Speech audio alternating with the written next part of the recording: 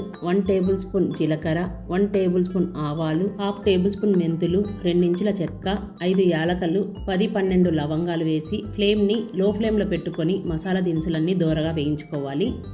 ఇప్పుడు చూడండి, ఈ విధంగా వేగితే సరిపోతుంది. ఇప్పుడు స్టవ్ ఆఫ్ చేసేసి పూర్తిగా చల్లారిన తర్వాత ఒక మిక్సీ జార్లో వేసుకొని మెత్తని పౌడర్లా గ్రైండ్ చేసుకోవాలి.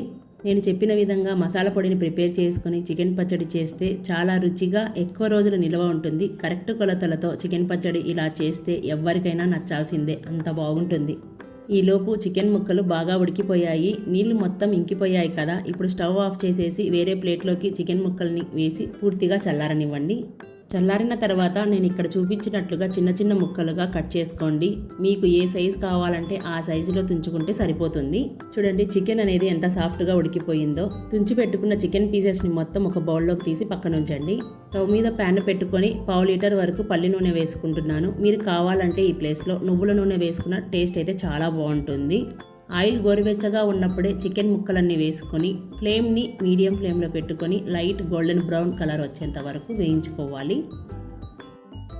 మరీ ఎక్కువసేపు వేయించారనుకోండి ముక్క అనేది గట్టిపడుతుంది. అందుకని ముక్క కలర్ ఎక్కువ వచ్చేంత వరకు వేయించుకోకండి. లైట్గా నేను చూపించిన విధంగా వస్తే సరిపోతుంది.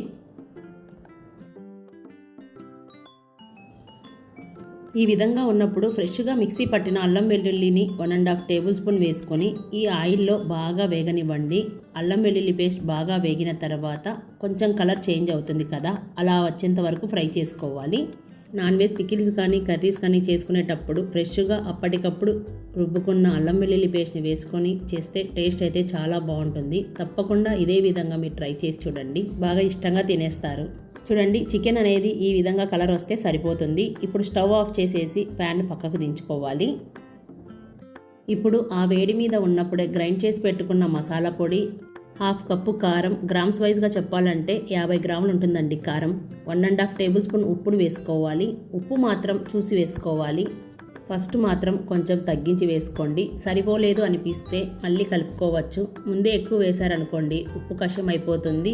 ఇలా అన్నీ వేసి బాగా కలుపుకొని పూర్తిగా చల్లారనివ్వండి. బాగా చల్లారిన తర్వాత మూత తీసి చూపిస్తున్నాను. ఇప్పుడు వీటన్నిటిని మరోసారి బాగా కలుపుకొని ఉప్పు చెక్ చేసుకొని సరిపోకపోతే ఈ టైంలో యాడ్ చేసుకోవాలి.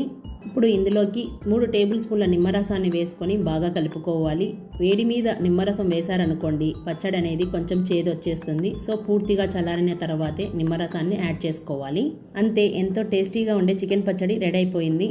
తప్పకుండా చికెన్ పచ్చడి బయట కొనకుండా ఇంట్లోనే ఈజీగా చేసుకోవచ్చు. టేస్ట్ అయితే చాలా అంటే చాలా బాగుందండి. సో ఫ్రెండ్స్, మీరు కూడా ట్రై చేసి మీకు ఎలా కుదిరిందో కామెంట్ చేయండి.